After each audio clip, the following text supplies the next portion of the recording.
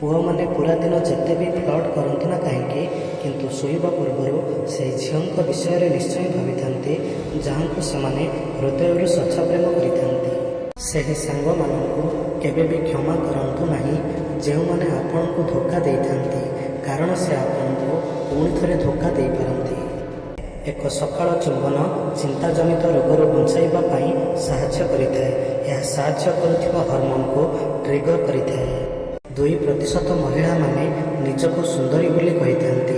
ଏହାର ମାନେ ହେଉଛି କି ନିଜର ପ୍ରଶଂସା ନିଜେ କରିଥାନ୍ତି, କିନ୍ତୁ ବାକି ମହିଳାମାନେ ନିଜର ପ୍ରଶଂସା ଅନ୍ୟମାନଙ୍କ ଦ୍ୱାରା କରିବାକୁ ପସନ୍ଦ କରିଥାନ୍ତି।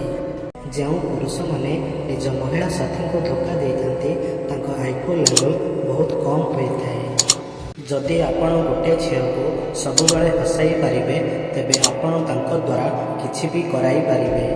ମରିବା ପରେ ଶରୀରର ଅନ୍ୟ ଅଙ୍ଗ ତୁଳନାରେ କାନ ସବୁଠାରୁ ଅଧିକ ସମୟ ପରେ ଖରାପ ହୋଇଥାଏ, ଏଣୁ ଶୁଣିବାର କ୍ଷମତା ସବୁଠାରୁ ଶେଷ ପର୍ଯ୍ୟନ୍ତ ରହିଥାଏ।